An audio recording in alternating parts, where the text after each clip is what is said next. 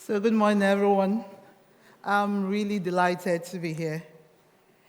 Like she said, my name is Jennifer Okeke. I was born and raised in Lagos, in Nigeria, but I've been living in Ireland for the past 22 years, so I'm still Black and Irish. I'm also a narrative researcher. It basically means I love stories.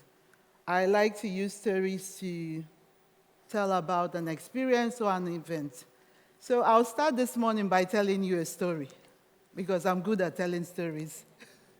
So in my early teens, my mom, she had a restaurant, and where she cooks all kind of local food. And directly opposite my mom's restaurant was a brothel. And a lot of the women and the girls in this brothel, they always come to my mom's restaurant to get their food. And they were always very friendly with my mom, and my mom really liked the ladies. I was in my early teens, so I see them coming, and everybody calls her Big Auntie, because, in Africa, once the person is older than you, she's an auntie. But for me, what stood out was one of those days when I came in, and it had happened the first time. I came into my mom's restaurant because every day after school, I go to the restaurant to help out, because if you don't help out, you don't get weekend money, So I go every day to help out at the restaurant. And so one of those days I came in and I went into her office and I saw one of those ladies from the brothel. And she was in tears, and my mom was trying to console her, speaking to her, trying to comfort her. And I didn't understand what was going on, but I just closed the door and I left. And the next time I saw that again, and it was a different lady, but I know most of them coming from the brothel. I walked out again, but afterwards, when the lady left, I went to my mom, and then I asked her, I said, "Mom, why was the Ashawo auntie crying?" Now, Ashawo is the language they use to describe women in brothel in Lagos, where I was born and raised. At the time, I didn't understand what it meant, but I just know that it's what they call women in brothel, But what stood out for me was how angry my mom was when I used that language. And, if you know African moms, I'm not talking about African moms in Europe and America. I'm talking about African moms in Africa. You really don't want them angry, Some of you know what I'm talking about. You really don't want them angry. And she was really pissed. And then she asked me, why did I call her that? I was surprised, because I said, but she's an Ashawo, she lives in that place. Everybody calls them that. And my mom warned me that day never to call any woman an Ashawo, ever. And then I said, but Mom, everybody calls them that because they live there. And if they don't want to be called Ashawo, why are they living there? And she said to me, you don't understand why they live there. That they live there does not mean they want to live there. But, I was in my early teens, I did not understand any of it. So I said, okay, that's fine. I never called any woman an Ashawo again in my life. But it's interesting for me, because you know how we never want to be our mothers because we criticize them so much, and then we never want to be our moms, but we end up being our moms anyway. And I see my daughter telling me all the time these days, "You're just like your mom." I say, "No, I'm not." But when I started at the onset of my career, when I started doing interview with women that have been in the sex trade,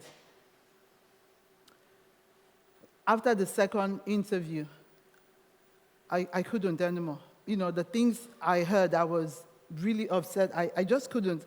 And then I started postponing the interviews until my supervisors called me, and luckily one of them was a psychotherapist, so she understood what was going on. And she called me and she asked, "What is going on?" I said, "Nothing."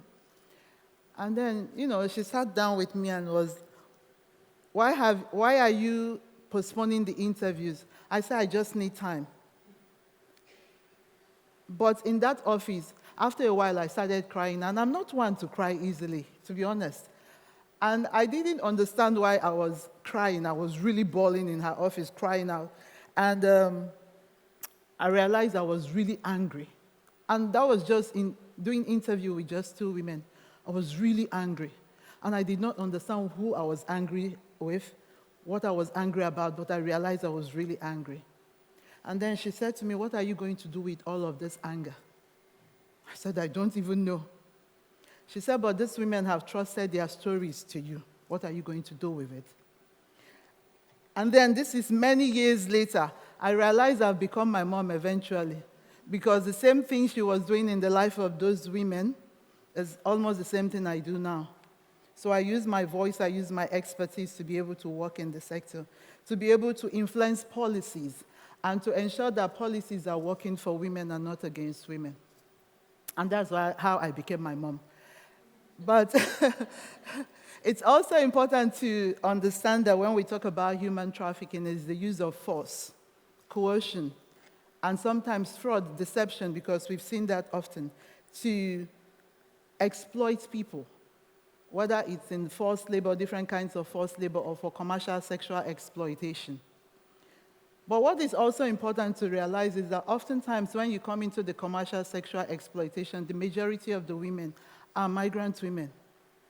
Women that look like me or look something similar to myself. The majority of them are migrant women. And the only crime they have committed is that they dare to hope. They dare to want better for themselves, better for their children, better for their family, and then they become trapped in a situation where oftentimes they don't find a way out, or it becomes hard for them to leave. So when we talk about sexual exploitation, it's understanding that the sex trade causes a lot of harms to women. And I'm not talking about the small minority women that choose to be there, because they are in the minority, a small number of women that chose to be there. With all of the options, they still chose to be there. I'm not talking about those ones. I'm talking about the ones that are trapped in there. The ones that are in there because of one form of vulnerability or the other. Those are the ones I'm talking about. And the kind of harms because I've sat down with a lot of women that have been in the sex trade. And sometimes the kind of harms they describe to you, at the beginning it was hard for me to deal with, but now I know that it's the truth. And I'll tell you, one of the women that I did speak with, and I was waiting for her to come in for the interview. And when this woman walked in, she was one of those kind of women that, in my language, they say God created this one on Sunday. She was that beautiful, And when somebody is that beautiful, you say, no, that this one was not created Monday to Saturday. This one has to be on a Sunday, when God had rested, So, yeah. So she came in, and I was like, oh, my God, But when she started speaking to me, I was sitting there and just looking at her, and she was talking to me. And one of the things she said to me, because when we talk about the harms in the sex trade, is understanding that there are physical harms, there are sexual harms, there are reproductive harms, but the ones that really we don't talk so much about is those invincible harms, the emotional one, the psychological harm. And she said to me, and then describing her body, she said, Jennifer, when you are in this game, meaning the sex trade, you cannot see your body as your own anymore. You have to see it as a toy. That's how she described herself. She said, you have to see your body as a toy that you loan to people. And when you loan this toy to them, you forget it's your toy and let them play with it. When they are done playing with your toy, they give you back your toy. That is how she described her body. And then she went on to, the same lady, she went on to say to me, I was dropped off on one of those calls that I went for. She said it was a gated mansion. It was a really big house. She said the minute I stepped in, I knew I was in trouble. She said I could feel it. When you've been in this thing, you can feel trouble. She said I knew I was in trouble. And then I said, would you care to clarify? She said, let me just say it this way. Every bad thing you can think of was done to me that day. She said, and the ones you can't even begin to imagine was also done to me that day. She said, Jennifer, I've not prayed in a very long time because I think God probably don't listen to people like me anymore. She said, but on that day, I prayed so hard. I was just praying to survive. I was just praying that I don't die here because I know that if I die, they will not find my body. This was one of the women. But one of them also that struck me is the one that said to me, again, and this is a different woman, one of the oldest one I had interviewed. She said to me, I am Jennifer, and I'm quoting her, these things don't happen to good girls. They happen to people like us. Good girls, they are born into good family, their family love them, they grow up in good family, they go to school, get good education like yourself. She was speaking to me, she said like yourself, and then they end up getting married to men that love them.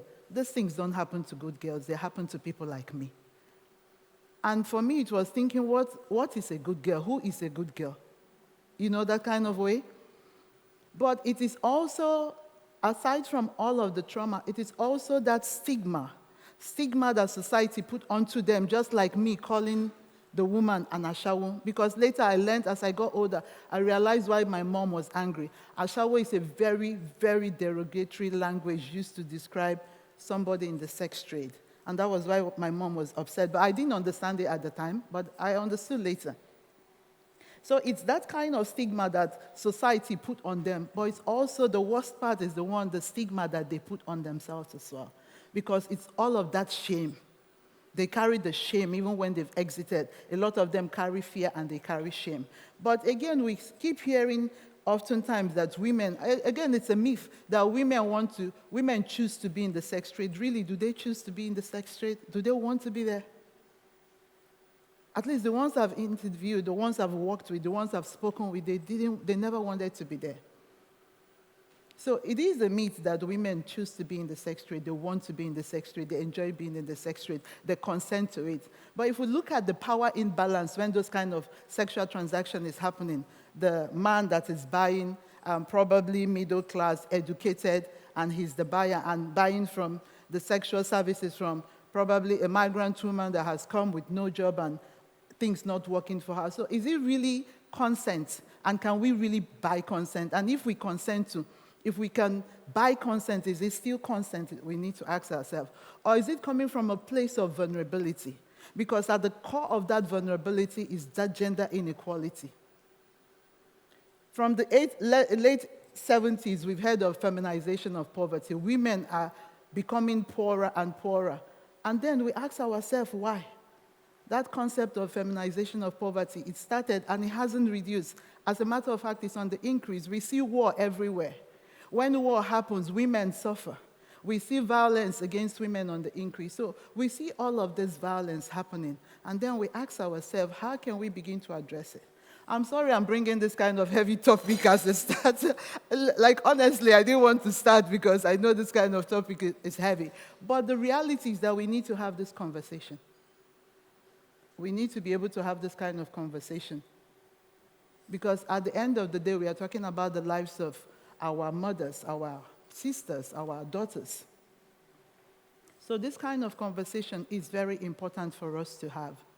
But it also means we need to be able to have it on our dining tables when we go to pubs. Because until we begin to address all of those gender inequalities, those things that make women less, until we begin to address them in the society, until we begin to speak to our sons and our brothers and our fathers and our uncles, letting them understand that a girl child is as important as a boy child, we will not begin to find answers. So I suppose to round up, what I would like to say is for us to understand a woman's body is never for sale and should never be ever for sale. But more importantly, is understanding that all of the rights that a man have, a woman should also be able to have those opportunities in life. Thank you very much.